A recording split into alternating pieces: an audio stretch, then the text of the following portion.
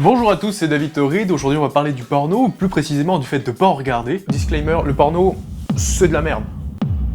Alors si t'es pro-porno, prends la porte, tout de suite. Vous connaissez NordVPN? Générique trop high-tech.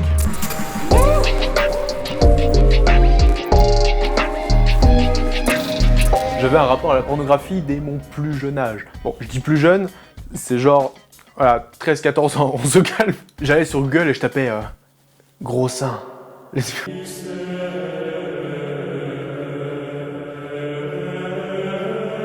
y avait aussi les gifs animés sur MSN, les gifs pornographiques. Si vous avez pas eu ça, vous êtes certainement puceau à l'heure actuelle. MSN, je suis si vieux. Quand j'étais jeune, on n'avait pas la fibre, la 4G, on avait la DSL si on avait de la chance. On le WAP. Le WAP. Sur les téléphones, c'était le nom de... ou le WEP, je sais plus. Alors j'ai vérifié et c'est bien. WAP. Le protocole WAP est un protocole de communication. C'était le nom de l'internet sur les premiers smartphones là. Ça coûtait genre 10 € le mégaoctet. Donc même sur les téléphones de l'époque, tu pouvais accéder à du porno en format 256 par couille. La résolution était tellement éclatée, tu voyais les carrés des pixels. Et tu te masturbais quand même. Dégueulasse. Maintenant le porno c'est bien plus simple à avoir. Il y a TikTok, Instagram où tu peux voir des mineurs twerker. Putain. À mon époque, les seules photos de ta voisine en maths, c'était juste une photo chelou du coin de son œil, enfin, les skyblocks quoi. Bref, le porno a fait une apparition assez tôt dans ma vie, à cause d'Internet. Internet.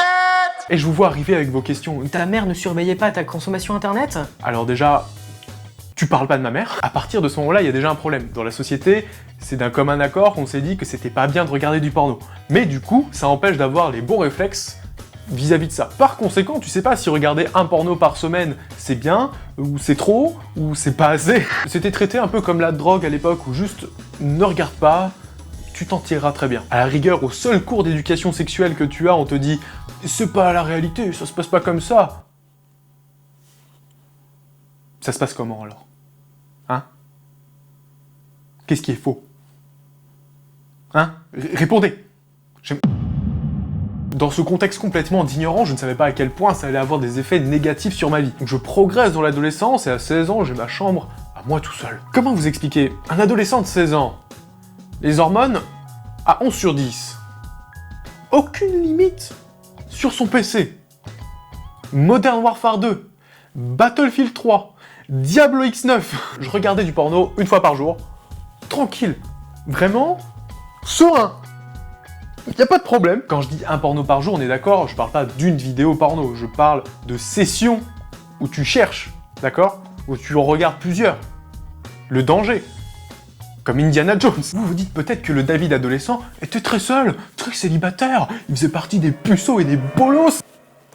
Putain. Alors que pas du tout, j'avais déjà des rapports intimes avec une partenaire. Et malheureusement, cette addiction, parce que c'en est une, j'y reviendrai plus tard, elle m'a accompagné bien dans la vingtaine quand même.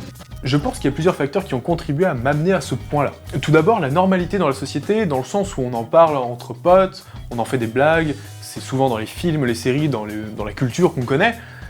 Il y a du porno, c'est très souvent associé à quelque chose de très drôle, de très innocent. Dans un film, si un personnage surprend un autre personnage en train de regarder du porno, c'est « Oh mon dieu! Oh le porno! Oh horrible! Une bite! Non !» J'ai un souvenir étrange du collège où je discutais avec un mec sur MSN et il me dit « Je reviens dans 45 minutes, je vais me branler. » 45 minutes 45 minutes, tu as 15 ans. Détends-toi. Déjà à 15 ans, ce mec était matrixé en pensant que si tu jouis en moins de 45 minutes, t'es pas un homme. S'il vous plaît. Mais 45 minutes, putain. Bref, c'était dans les mœurs, c'est très normalisé, et maintenant ça l'est encore plus. C'est vraiment démocratisé, c'est dans les mèmes, c'est normal de consommer du porno.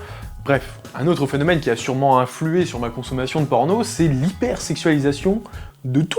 Maintenant tu vas juste sur Instagram, t'as du softcore porn, comme ça, en pleine liberté. Sur TikTok, j'en parle même pas, c'est terrible. Je tiens juste à dire aux algorithmes de toute plateforme de contenu, j'en ai rien à foutre des meufs qui twerk. Je veux du contenu Bob l'éponge. Qu'est-ce que vous comprenez pas? Bob l'éponge. Quand tu consommes du porno tous les jours, tu perds un peu du frisson, hein? Tu perds un peu ta sensualité. Il n'y a plus vraiment de plaisir. Je m'étais perdu. J'avais perdu toute torridité. Parfois même, l'orgasme, c'était un 4 sur 10. C'était juste un distributeur de dopamine gratos. Nul à chier. Je vais pas te faire un cours de SVT, j'ai pas fait les études pour ça, mais en tout cas, quand tu te branles, tu actives le circuit de récompense de ton cerveau. Tu regardes du porno, les vannes de dopamine s'ouvrent à fond, et quand tu ouvres cette vanne de dopamine tous les jours, aussi facilement, il y a un phénomène d'habituation qui s'installe. Comme de la drogue. Et c'est pourquoi tu auras toujours besoin de plus de stimulation pour ressentir le même plaisir. Comme dans Fortnite. En parlant de Fortnite, abonne-toi. On va pas jouer sur les mots. Il y a l'addiction au porno, le fait de consommer trop de porno. Dans les deux cas, il y a des problèmes. Tout d'abord, le plus évident, c'est de souffrir d'une sexualité insatisfaisante, voire décalée. Et vous, Paul, quand vous est venu le coup de la merde? Personnellement, j'ai eu de la chance, ça m'a pas trop affecté dans mes relations dans la vraie vie. Mais chez beaucoup de personnes, ça donne une fausse image de la sexualité qui est dégradée et dégradante. Et je parle pas nécessairement du travail du porno en lui-même, je parle plus de la mise en scène qu'il y a derrière, où il y a toujours des rapports de domination chelous, qui toi t'emmènent à croire que ces rapports de force existent vraiment. Et ça peut même t'amener à croire que tu aimes certaines pratiques alors que tu aimes juste les regarder. Juste pour te remettre dans la réalité, ta femme de ménage ne va pas accepter 130 $ pour un petit extra, l'agent immobilier ne va pas te montrer comment fonctionne la chambre, et laisse ta belle-sœur tranquille. Ok. Je sais que vous n'êtes pas idiot, et moi non plus. On sait très bien au fond de nous que ces scénarios sont purement fictifs et qui sont purement mis en scène. On est très conscient de ça. Mais quand t'es plus exposé à ce genre de scénario, plutôt qu'à la réalité, ton cerveau va avoir tendance à privilégier ce à quoi il est le plus exposé. On va toujours s'adapter au stimulus le plus présent et surtout le plus intense. Selon toi, ton cerveau préfère quoi? Toi qui fantasmes gentiment sur ta prof d'espagnol en cours, ou alors les 200 vidéos que tu as regardées où le mec joue à Fortnite et se fait sucer par sa belle-sœur. Et c'est comme ça que tu deviens une sorte d'incel avec des perceptions complètement erronées de la dynamique homme-femme et entre les gens de manière générale. Tu as aussi une perception complètement éclatée de la femme, du sexe et de comment on obtient du sexe.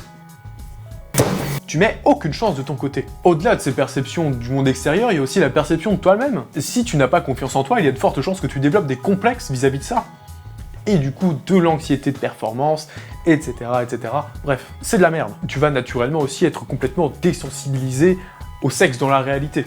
Et si t'as pas mis 2 gifles crachées à la gueule de ton partenaire et fait 14 positions différentes, est-ce que t'as vraiment baisé? Le porno n'est pas de la réalité, c'est de l'hyper-réalité. C'est juste des exemples, il y a beaucoup de problèmes que vous allez rencontrer si vous consommez trop de porno, qui vont se manifester dans votre sexualité réelle. Je vous mets bien sûr un lien dans la description pour plus d'informations. Mon avis sur le porno, après en avoir consommé beaucoup, puis jusqu'à aujourd'hui ne plus en consommer, c'est que au final, c'est une drogue comme une autre. Pour certaines personnes, ça peut devenir un très gros problème, il faudra juste pas s'en approcher. Et d'autres personnes n'auront aucun problème à en consommer de temps en temps. Tout n'est pas tout blanc ou tout noir, le porno ce n'est pas le mal incarné, c'est juste que ça a des effets négatifs et il faut en avoir conscience. Si vous voulez en consommer, consommez-en avec modération.